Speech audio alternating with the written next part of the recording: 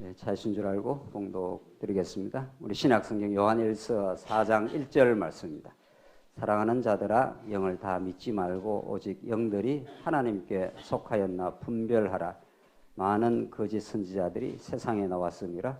이로써 너희가 하나님의 영을 알지니 곧 예수 그리스도께서 육체로 오신 것을 시인하는 영마다 하나님께 속한 것이요 예수를 시인하지 아니하는 영마다 하나님께 속한 것이 아니니 이것이 곧 적그리스도의 영이니라. 오리라 한 말을 너희가 들었거니와 지금 벌써 세상에 있느니라.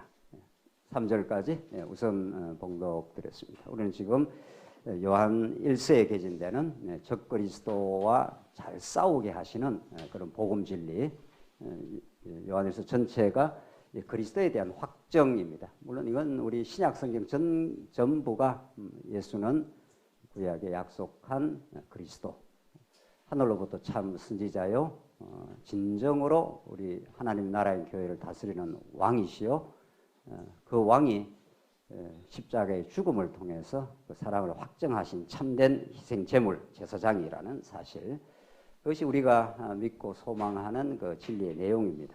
우리가 지금 살펴가는 그 요한 1서의 그 줄거리를 보면은 우리가 늘 강조하는 대로 요한일서 어떤 부분의 말씀을 우리가 보면은 우리가 전체 그림을 알 수가 없지 않습니까? 그래서 요한일서 전체 그 줄거리가 이렇게 되어 있습니다. 이 고단한 광야에 살아가는 우리들에게 이제 그리스도에 대해서 확정해 주므로 적그리스도의 세력이 언제나 우리를 넘실대고 우는 사자처럼 유혹하고 또 교란시키는 그 속에 사는데 영원한 생명의 말씀을 우리에게 확정해 주므로 우리가 이 땅에 잠시 잠깐 살지만은 그리스도를 통해서 영원한 생명, 영원한 하나님의 나라, 또 그 하나님이 우리가 지금도 동행하시는 정말 살아계신 분, 이것을 우리가 확정해주고, 두 번째는 우리가 늘 싸워갈 대상이 있지 않습니까? 적그리스도입니다. 적그리스도 세력의 어떤 그 정체를 가지고 있고 또 그들이 어떻게 우리를 교란시키기 위해서 늘 도전해 오는가, 적을 알아야 우리가 싸움에서 이긴다는 말처럼 그걸 확인시켜주고, 오늘 이제 마지막 4장부터는 하나님의 아들 예수에 대한 메시지입니다.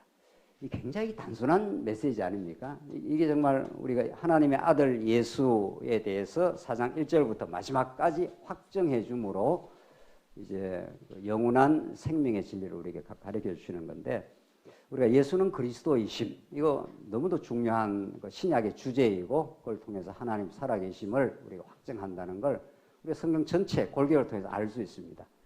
그것과 방불하게 중요한 그 주제가 예수는 그리스도라는 그 주제 옆에 언제나 붙어 있는 게 하나님의 아들에 관한 이 주제입니다. 하나님의 아들 예수라는 거죠.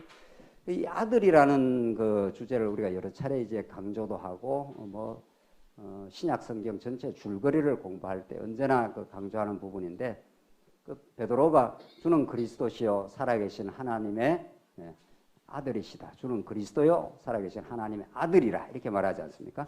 그러니까 아들의 방식으로 하나님이 계시를 하시겠다 이런 뜻입니다. 쉽게 말하면은 하나님 당신의 그 영원한 살아계심과 그분이 우리의 영원한 소망인 걸 가르쳐 주려는 게 성경의 기록 목적인데, 우리가 잘 알아듣도록 해야 될 거 아닙니까? 그렇게 하기 위해서 하나님의 아들의 방식으로 아버지를 가르쳐 주겠다. 이게 핵심입니다. 신약 성경 전체가 그리스도에 대해서 가르쳐 줄 뿐 아니라, 예수가 그리스도에 대해서 가르쳐 줄 뿐 아니라 그 아들의 방식으로 이 땅에 찾아오셨다. 그래서 아들을 보면은 나를 본 자는 누구를 본다 그럽니까? 아버지를 본다. 그러니까 예수가 일거수일투족 말하고 정언하고 행동하고 기적을 보여준 모든 것이 그 아버지가 어떤 존재인가를 우리 가르쳐주기 위해서다. 이게 이제 요한 1서의 마지막에 그리스도를 증명할 때 아들의 방식으로 이제 증명을 하겠다, 그런 뜻입니다. 그래서 그만큼 그 하나님의 아들이라는 명제가 우리들에게는 그 아버지를 보여주는 하나님의 살아계심을 확증하는 가장 중요한 키워드입니다. 신약 성경에서 예수는 그리스도와 동등하게 중요하다는 거죠. 그걸 우리 하나하나 이제 살펴가 보도록 하십시다. 그게 우리 지금 4장부터 이제 전개되는 그 말씀인데, 우선 4장 1절 4장 5장이 지금 우선 첫 번째 예수를 아들로 시인하게 만들어 주므로 그리스도임을 확증하게 한다. 예수를 하나님의 아들로 우리가 고백하고 시인하게 되는 것은 정말 우리의 이성적 어떤 판단이 달린 게 아니라 우리 안에 예수의 영으로 오신 성령이 하시는 일이다. 지금 그런 뜻인데 우선 1절로 3절이 봉독드린 말씀이 육체로 옴을 시인하는 영은 하나님께 속했다. 예수가 육체로 왔다는 것을 시인하게 될 때 그 영이 하나님에 속한 영이라는 겁니다. 자, 한번 보십시다. 이게 우리가 정말 그 시인이 되는가 안 되는가. 우선 사랑하는 자들아 영을 다 믿지 말고 오직 영들이 하나님께 속하였나 분별하라. 이 분별하라는 말이 엄청 중요한 거죠. 우리가 다른 사람을 정죄하거나 판단하지 말아야 되지만은 그거는 이제 바람직한 건 아니죠. 그러나 진리인지 아닌지를 그 분별하는 작업은 언제나 교회가 하는 일이죠. 교회가 이 땅에 존속하는 한 이것이 진리냐 거짓이냐 이걸 그 나누어 구별하는 게 분별이니까 우리 하나님 말씀을 이렇게 배우는 것도 마찬가지고 그래야 이 거짓 영, 세속주의가 혹은 적그리스도가 우리의 접근을 할 때 계속 영적으로 접근을 하는데 저게 적그리스도 영이구나 이렇게 구별할 줄 알아야 된다는 거죠. 그래서 이제 그걸 분별하라. 이게 이제 물론 성령이 하시는 일인데 많은 거짓 선지자가 세상에 나왔습니다. 그러니까 거짓 선지자는 언제나 교회 안에 침투를 하기 때문에 이 문제가 되는 거죠. 절간에서 거짓 선지자가 준동을 해도 그게 문제가 되지 않는 거죠. 그야. 그쪽은 다 어둠의 세력이니까 하나님을 모르는 자들이니까. 그러니까 거짓 선지자가 문제가 되는 것은 언제나 우리 교회 안에 성도들을 교란시키고 그것이 그럴듯하게 보여지기 때문에 넘어가는 거죠. 그렇게 사단 권세는 뿔 달고 이 땅에 찾아오는 게 아니라 광명의 천사로 아주 유혹적으로 찾아옵니다. 그래서 그게 우리 교회가 자꾸 넘어가는 거죠. 한국교회 세속화라는 것이 그런 거죠. 그래서 이 많은 선지자가 세상에 나와서 교회를 이제 유혹을 하는데 어떻게 유혹하는가? 2절 나옵니다. 이로써 너희가 하나님의 영을 알지니 곧 예수 그리스도께서 육체로 오시는 것을 시인하는 자마다 하나님께 속한 것이라. 반대로 말하면 예수 그리스도께서 육체로 오신 것을 부정하는 영은 하나님께 속하지 않았다. 지금 그 말 아닙니까? 이게 얼마나 그 중요한 그 메시지냐. 그러니까 하나님 계시는데 하나님 모든 우주 만물을 통치하고 예수 그리스도를 하나님의 아들로 이 땅에 보내셔서 우리 예수 믿는 우리가 과거에 사단 권세, 적그리스도의 세력에 우리가 속해 있다가 이제 예수가 이 땅에 찾아오셔서 대신 죄를 입으시고 대가 지불을 하시고 우리의 영을 살려내므로 우리가 이렇게 살아난 거죠.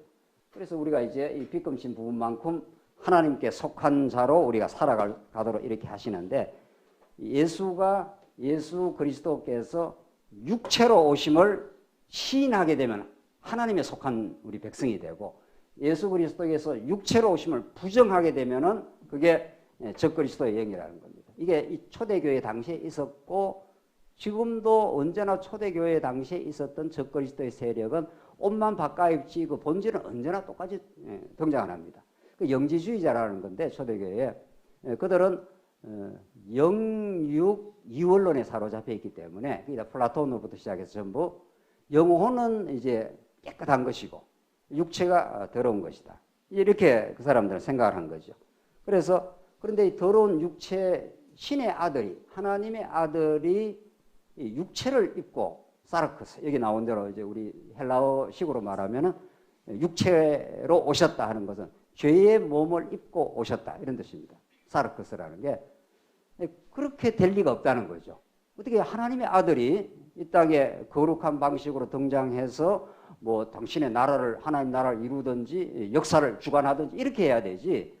하나님의 아들 그 거룩하신 분 죄와 무관하신 그분이 죄의 몸을 입고 이 땅에 찾아오셨다 이 말 아닙니까? 지금 육체로 오셨다 하는 말이 그러니까 성육신하셨다. 요한복음의 메시지로 말하면은 말씀이 뭐가 되매 육신이 되어 우리 가운데 거하심에 이 말 아닙니까? 우리가 그의 영광을 보니 아버지 독생자의 영광이요 은혜와 진리가 충만하더라. 이렇게 요한복음은 태초로부터 있는 말씀, 이 요한 1서나 요한복음이나 그 메시지가 아주 중첩되고 아주 핵심적으로 그 동일한 부분들이 많습니다.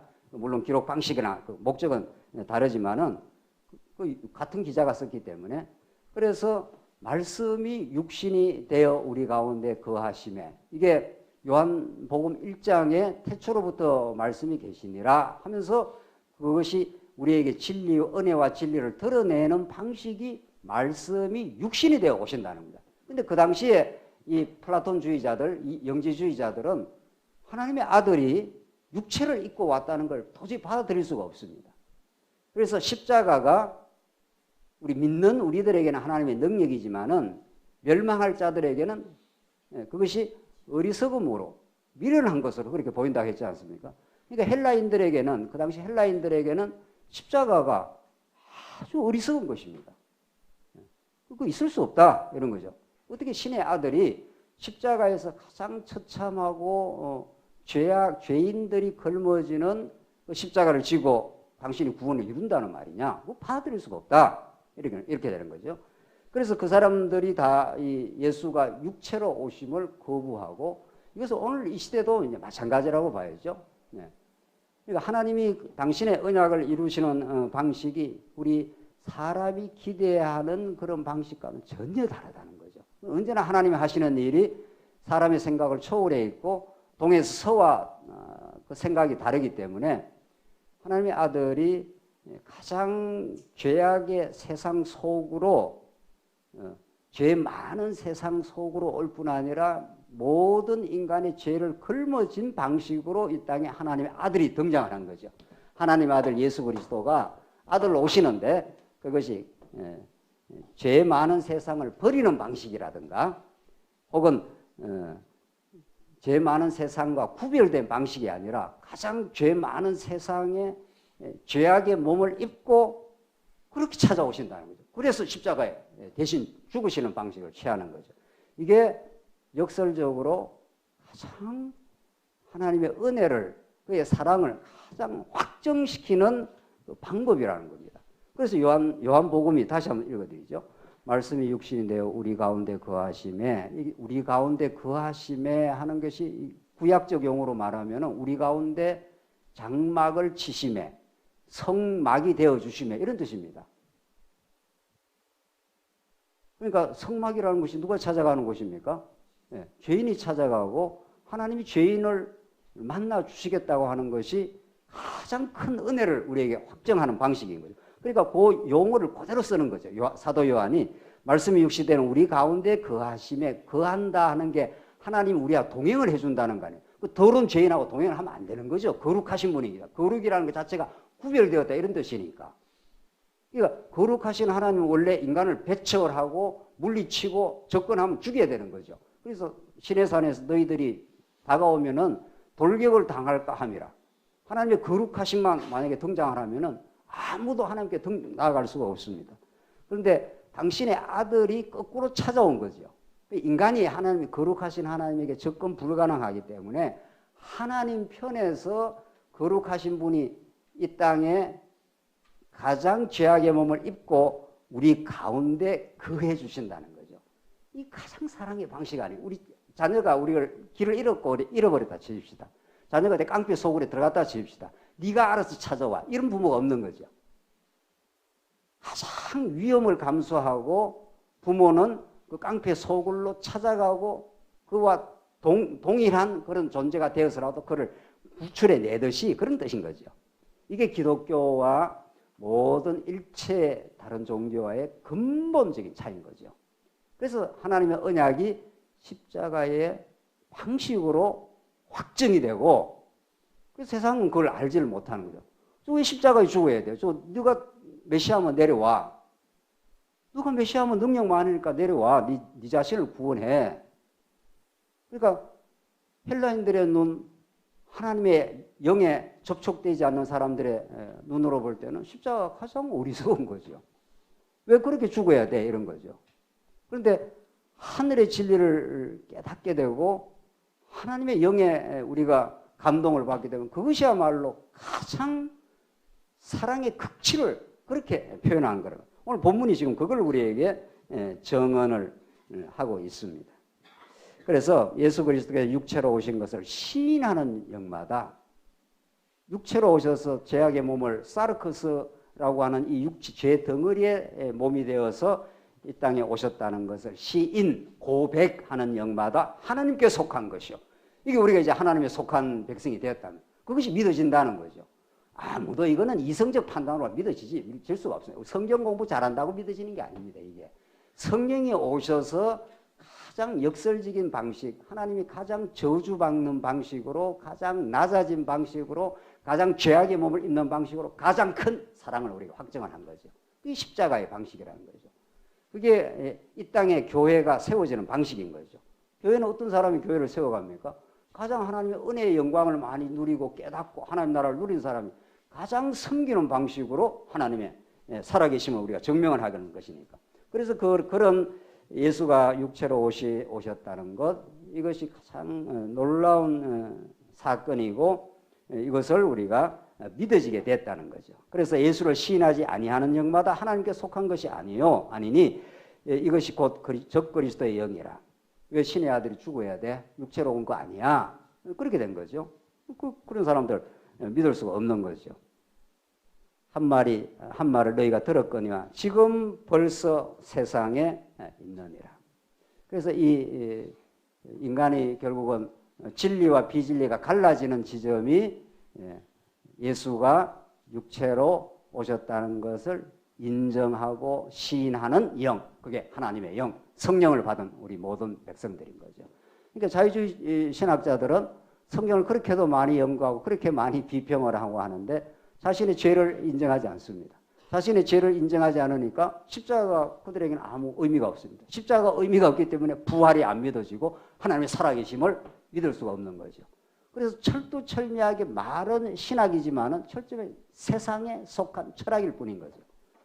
그러나 우리는 하늘에 속한 자, 영원한 하나님의 경륜 속에 하나님의 살아계심을 그의 아들의 방식으로 보여주시고 아들이 육체로 오심으로 하나님의 영원한 사랑을 우리가 확정하시고 우리를 죄 없다고 해주시는 것.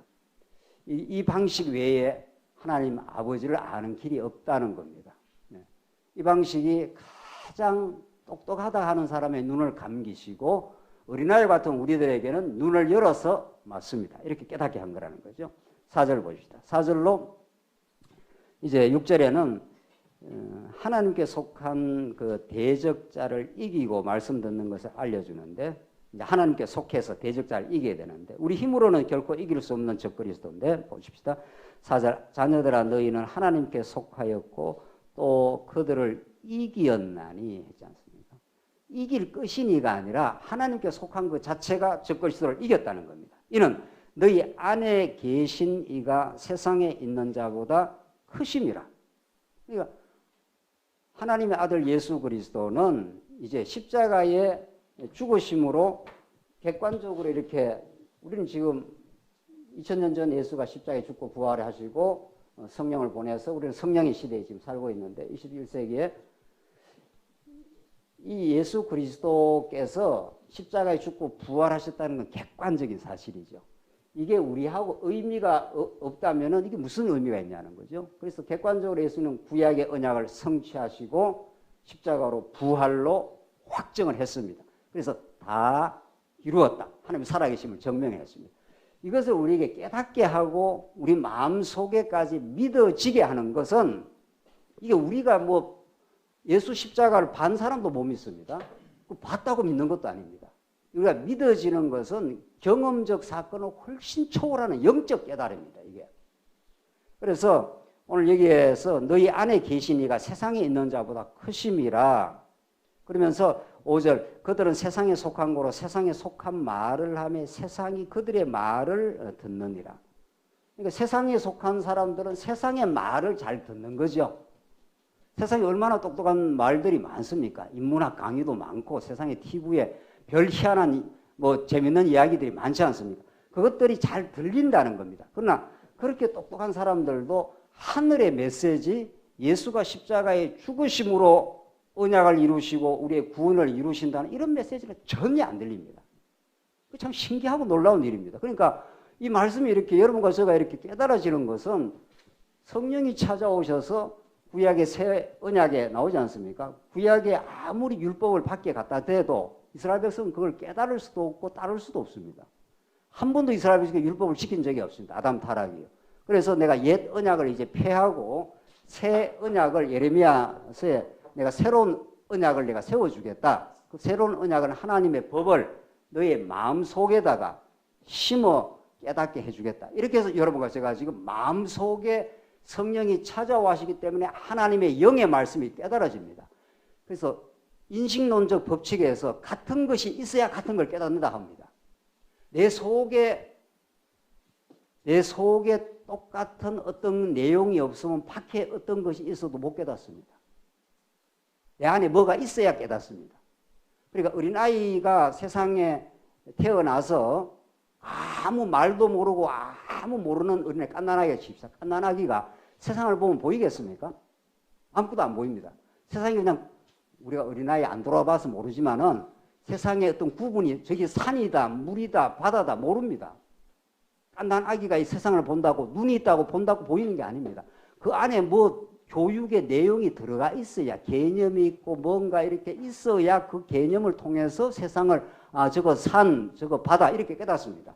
하나님의 영이 우리 안에 신비에 새겨져서 말씀을 가지고 신비에 새겨야 하나님의 말씀이 깨달아집니다. 그래서 이건 전혀 우리의 이성적 판단이 아닙니다. 그래서 그게 새 언약입니다.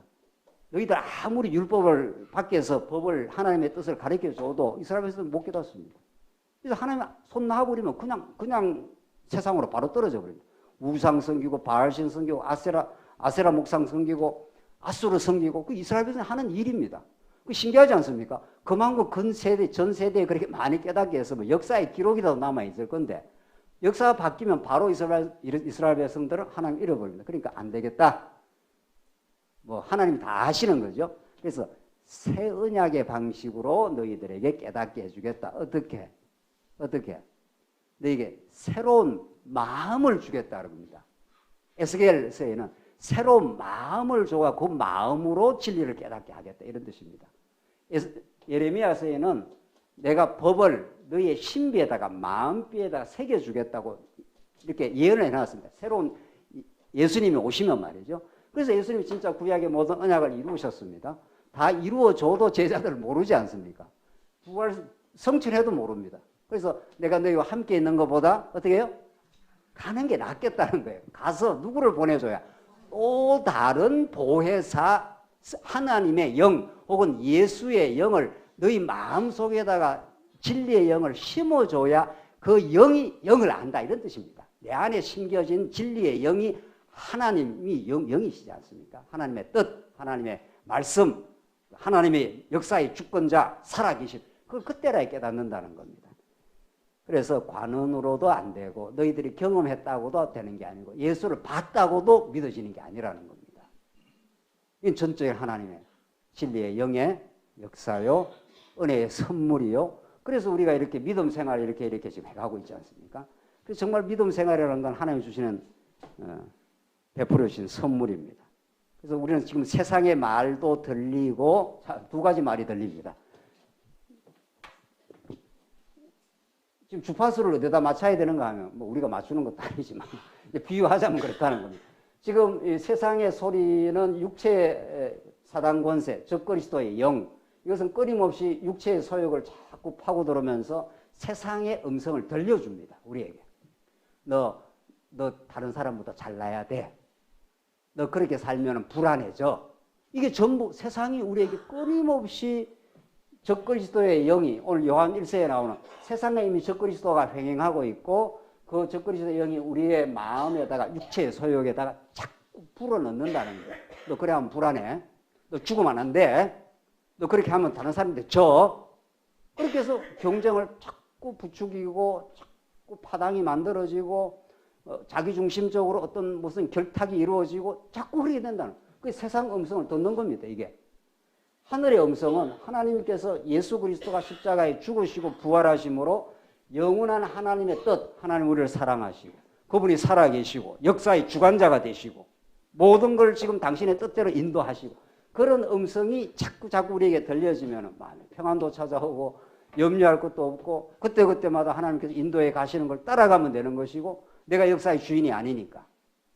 그러니까 두 소리 중에 어떤 것이 정확한 진리의 소리냐가 그게 성령께서 강력하게 역사를 하시고 우리 자꾸 말씀을 우리가 이렇게 또 확인하고 또 확인하는 게 그런 거 아닙니까? 오늘 나오는 대로 5절 그들은 세상에 속한 거로 세상에 속한 말을 하며 세상이 그들의 말을 듣느니라. 이 말이 그렇게도 중요한 겁니다. 이게 정말 언어가 이렇게도 중요한 겁니다. 짐승에게는 없는 하나님이 주신 놀라운 선물 그게 언어입니다. 이게 진리의 말씀입니다. 이게. 그래서 그 언어 중에 적그리스도가 사용하는 언어가 있고 성령께서 사용하는 언어가 있어서 여러분과 저에게는 이 귀에 성령이 사용하는 하늘의 언어 하나님 살아계시고 우리를 영원히 지켜주신다고 하는 언약 성취의 언어 이게 자꾸 이렇게 들리면 우리는 정말 마음의 평강을 얻는 겁니다. 6절 우리는 하나님께 속하였으니 했지 않습니까? 하나님을 아는 자는 우리의 말을 듣고 이 언어를 듣고 하나님께 속하지 아니하는 자는 우리의 말을 듣지 아니하나니 이렇게 되어 있습니다. 안 들립니다. 안 들립니다. 제가 고등학교 때 교회를 열심히 다녔습니다. 열심히. 정말 거기는 친구도 있고 탁구 치러도 가고 아주 열심히 다니는데 그때 전도사님이 열심히 우리 고등부를 가르쳐 주셨는데 제 귀에 하나도 안 들렸습니다. 그건 참 놀라운 일입니다. 3년을 열심히 교회 가서 이렇게 뒤에 앉아갖고 열심히 전도사님이 이렇게 예배를 그때 진리를 전했는지 제대로 안 전했네. 그건 지금 잘 모르겠는데 제 귀에 하나도 안 들립니다. 그럴 수가 있습니까? 그러니까 교회를 열심히 다녔는데도 이게 안 들릴 수가 있는, 만약에 진리를 전했다 해도 안 들릴 수 있습니다. 이게 진리를 전한다고 해서 듣는 것도 아닙니다. 전하는 것도 하나님께서 역사를 하셔야 되지만은 듣는 사람의 그 마음을 하나님이 들려줘야 됩니다. 여기 나오지 않습니까? 하나님께 속하지 아니하는 자는 우리의 말을 듣지 아니하는, 안 들립니다. 전혀 외국어 하는 것 같습니다. 저기 네팔어 하는 것도 아니죠. 왕왕왕왕왕왕왕 소리는 나는데 의미 전달이 하나도 안 되는 거죠. 그래서 진리의 영과 미혹의 영을 이루어서 하느니라. 자, 우리는 그러니까 하나님께 속한 자, 하나님 택하지 않는 백성은 사단의 적그리스도에 속한 자 이렇게 되는 겁니다. 그래서 인간의 정체성을 물을 때 나는 누구인가 이렇게 묻지 않습니다. 그렇지 않아요. 그러나 나는 누구인가 이런 질문은 사실은 근본적으로 하나님만이 하시는 질문이다. 나는 여호와다. 나는 스스로 존재한다. 하나님은 질문하는 분도 아니시지만은 우리 인생의 정체성, 내가 도대체 어떤 존재인가를 알면 질문을 정확하게 던져야 되는데 나는 피조물인 우리 인간은 나는 누구인가 이런 질문을 하는 게 철학자들이 그런 질문을 하는데 우리는 그런 피조물인 우리 인간은 나는 누구에게 속하였느냐 이렇게 질문해야 됩니다. 정확하게 답이 떨어집니다.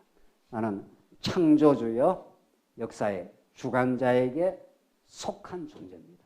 그럼 그분이 내 운명과 내 미래와 내 행복과 내 가치를 완전히 쥐고 주시고 선물로 인도해 가십니다. 그러니까 하나님께 속한 자가 아니면 둘 중에 하나입니다. 하나님께 속했거나 어디에 속했거나 사단에 속했거나 둘 중에 하나입니다. 우리는 과거에 하나님께 사단에 속한 존재가 되어서 자기 영광을 스스로 챙기고 스스로가 하나님의 신적 존재가 되고자 하고 자기가 역사를 주관하려고 하고 그게 어둠에 속한 자, 사단에 속한 자였다가 그것이 얼마나 참담한 일이고 하나님 앞에 어리석은 일이고 스스로를 괴롭히는 일이고 자기가 자기 인생을 주관한다고 생각할 그때부터 모든 고민과 불행이 시작되지 않습니까? 그런데 예수가 십자가에 죽으시고 육체로 오셔서 이 육체의 죄악의 짐을 완전히 청산하심으로 우리는 이제 본래 하나님에게 속한 자가 되어버렸습니다. 그래서 하나님에게 속했다, 성경에 하나님에게 속했다는 것은 하나님의 주권에 완전히 100% 종속이 됐다 이런 뜻입니다. 그래서 우리가 예수는 그리스도, 우리 교회의 머리 이런 말을 너무도 많이 쓰지만은 그 진정한 의미가 무엇입니까?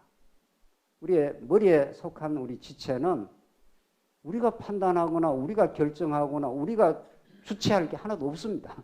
손가락 하나가 이게 손가락이 스스로 움직이지 않습니다. 100% 머리가 결정해서 움직여서 갑니다. 저때 나이가 어미 품에 있음 같이 그분에게 모든 주권과 능력과 그의 앞날을 정해놓고 이끌어 가신다. 이걸 우리가 인정할 때 우리는 그때 평화라는 것을 세상이 그렇게 얻기를 원하는 평화라는 걸 맛볼 수 있고 그것이 하나님 주시는 선물입니다. 오늘 본문이 그걸 우리는 하나님께 속하였나니 우리는 적그리스도에 속한 존재가 하나님께 속해진 존재, 은혜 우리의 세계 속에 우리가 들어와 있는 존재 이런 뜻이죠. 7절을 봅시다. 마지막으로 한 꼭지 더 보시면은 7절부터 10절까지인데 하나님께 속한 사랑을 독생자를 통해서 나타내신다 합니다. 7절 사랑하는 자들아 우리가 서로 사랑하자. 사랑은 하나님께 속한 것이니 사랑하는 자마다 하나님으로부터 나서 하나님을 알고 사랑하지 아니하는 자는 하나님을 알지 못하나니 이는 하나님은 사랑이시니라.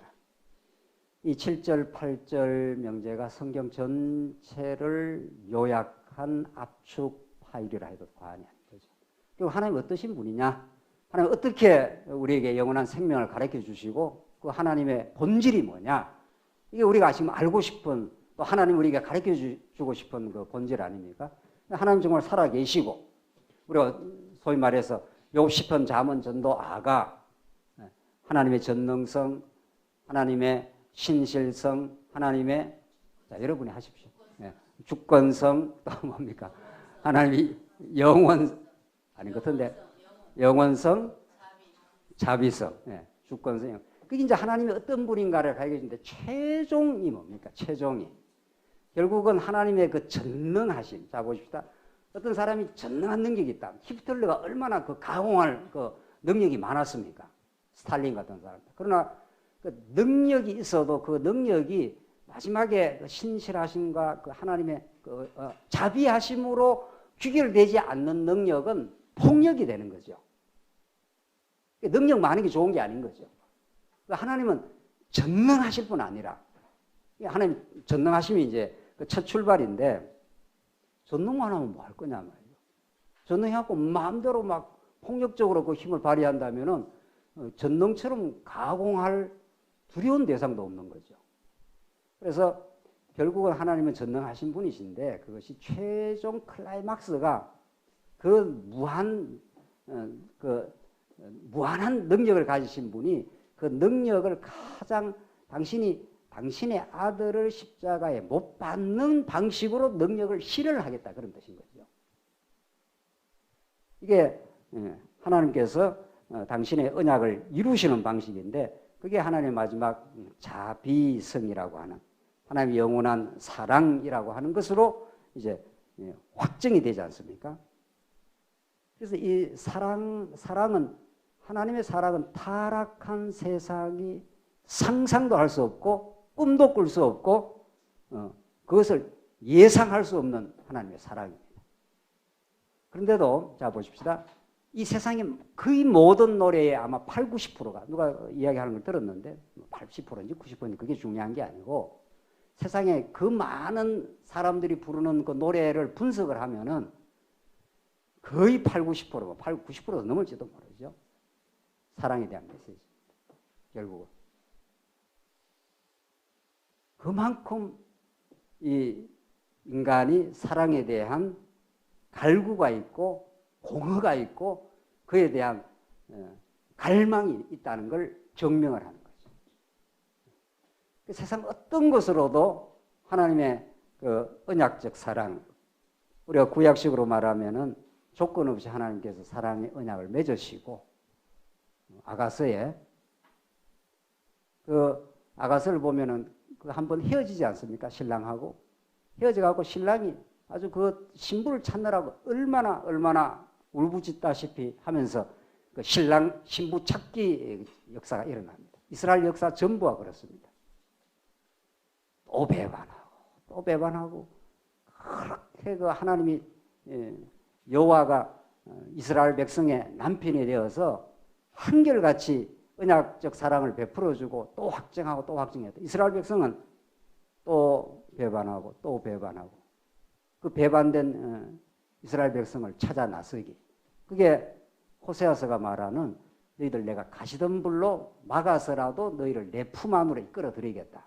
내가 너를 절대로 놓겠느냐. 이렇게 하면서 그 호세아서가 그 노래하듯이 변함없는 사랑의 성취를 하나님의 그 살아계심이 그걸 최종적으로 우리에게 확증하는 것이 성경의 메시지입니다. 성경은 그렇게 오늘 본문이 지금 말하고 있는 거죠. 사랑하는 자들 우리가 서로 사랑하자. 사랑은 하나님께 속한 것이 이렇게 되어 있습니다. 이게 사람이 만들어내거나 탄생시키거나 이렇게 할 수가 없다는 겁니다. 여러분 세대는 이 방탄소년단 이야기하면 별로 안 맞는 것 같은데 그래도 할 수밖에 없습니다. 제가 어저께 하도 신문에 떠들고 뭐 이렇게 하길래 저도 별 관심은 없지만은 그래 세상이 어떻게 돌아가는가 해서 유튜브를 한번 봤습니다. 이렇게 방탄소년단이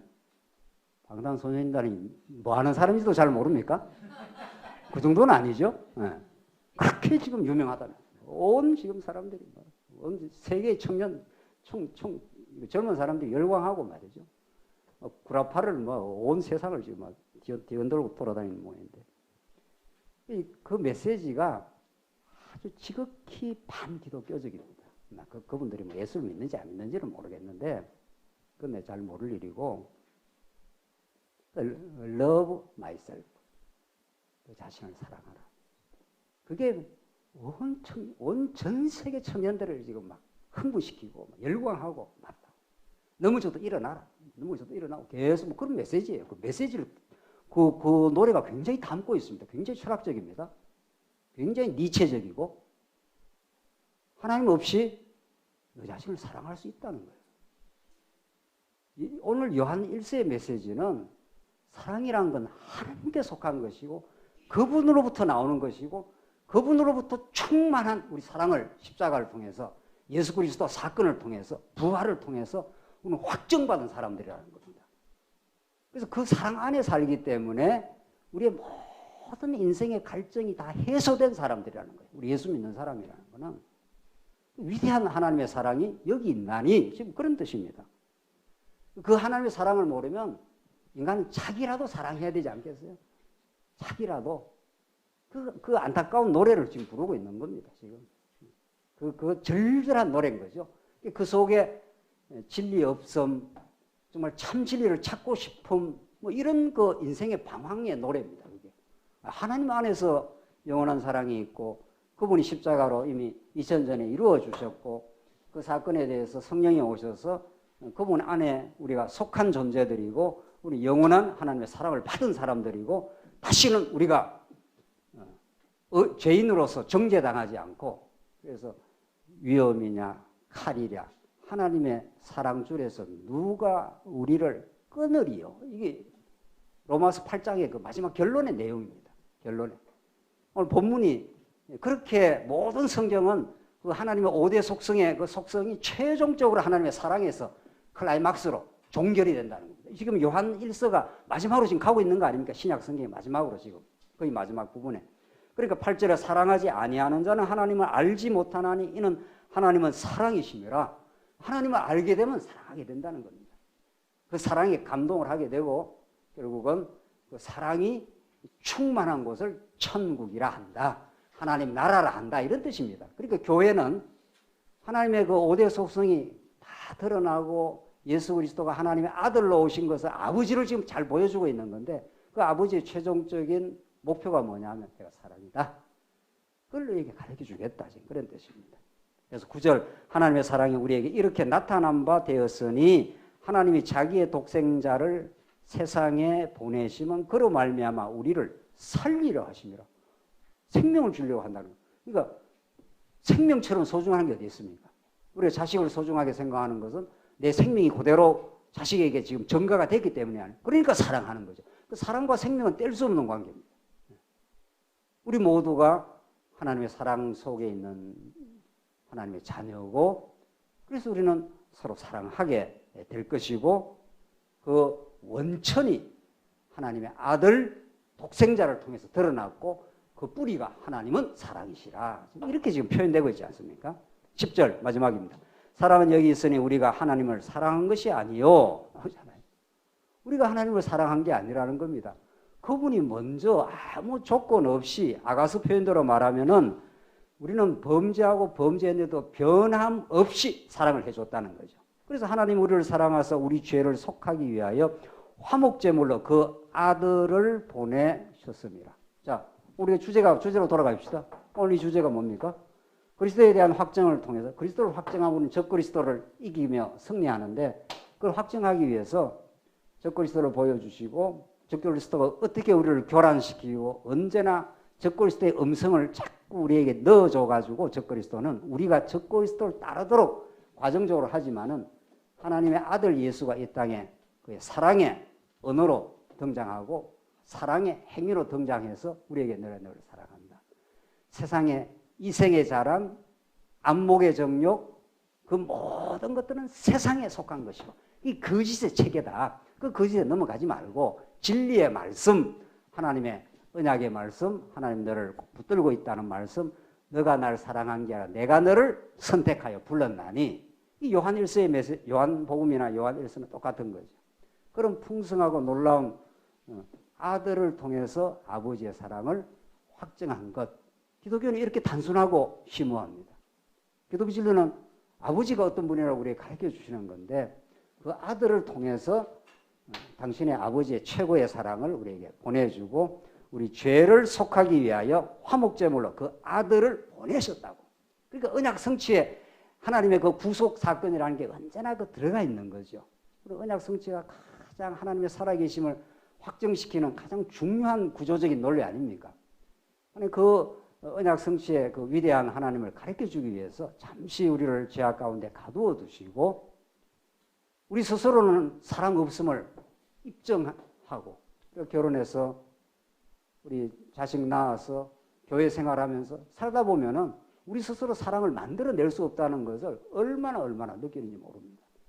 그래서 그분의 우리에게 확정한 그 사랑을 성령을 통해서 깨닫기 시작하면은 우리 안에 세상보다 더 크신 그분이 우리와 함께 하시고, 우리 마음속에 하나님 살아계심을 믿어지게 하고, 그리스도의 마음이 우리에게 정착되게 하셔서 우리는 세상의 어떤 것으로도 부러워하지 않는, 그래서 세상의 많은 속이는 이야기들을 우리가 걷어내고 하나님의 사랑 속에 풍성한 은혜 속에 참 안식을 누리는, 그것을 지키고 전진하는 것이 하나님의 나라, 하나님의 교회, 진리 반석 위에 서 있는 사랑의 집단, 이렇게 되는 거죠.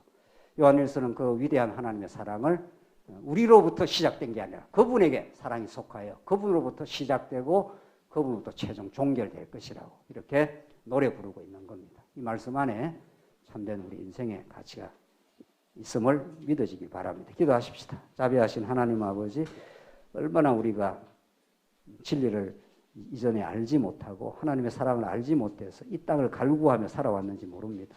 채워도 가져도 채워지지 않는 그 영적인 공허를 예수 그리스도께서 살아계신 하나님의 은혜를 통해서 채워주시고 하나님의 사랑이심을 우리가 알게 하셔서 감사합니다. 그 진리 속에 이 세상에 살지만 승리 생활할 수 있도록 인도해 주시옵소서. 예수 그리스도의 이름으로 기도하옵나이다. 아멘.